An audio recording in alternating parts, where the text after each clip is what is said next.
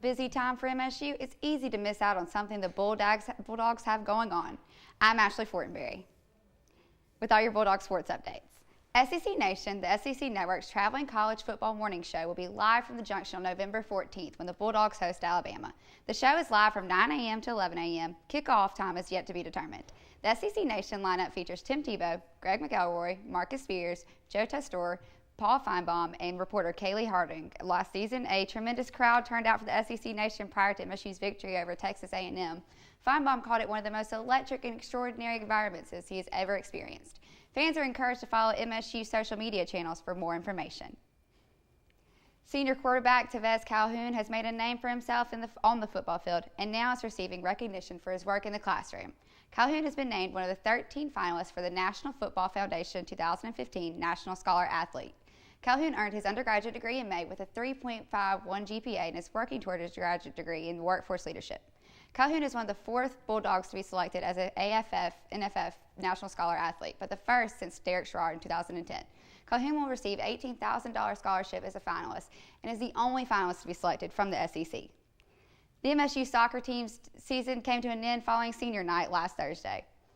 Wrapping up the 2015 season, the Bulldogs turned in the most maroon and white wins in a season since 2012, while capturing the most conference wins since 2011. Despite MSU's successful season, they were unable to hold off Auburn as they fell to the Tigers 3-0 Thursday night, missing their bid to the SEC tournament by 1 point.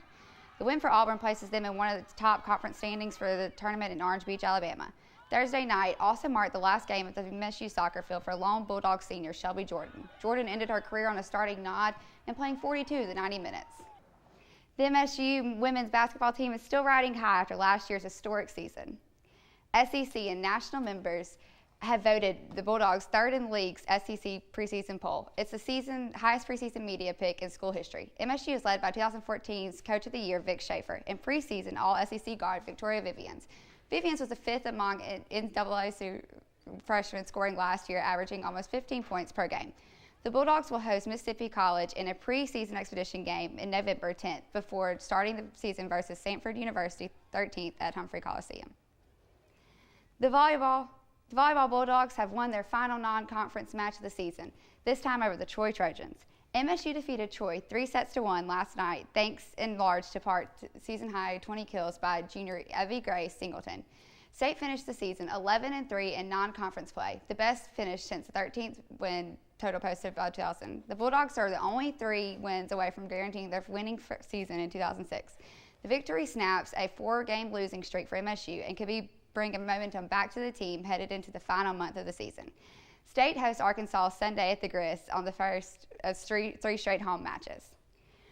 A 4-star shooting guard out of Starkville committed to Mississippi State last Tuesday. Tyson Carter, a Starkville native, chose the Bulldogs over Miami, Memphis, and Arizona State.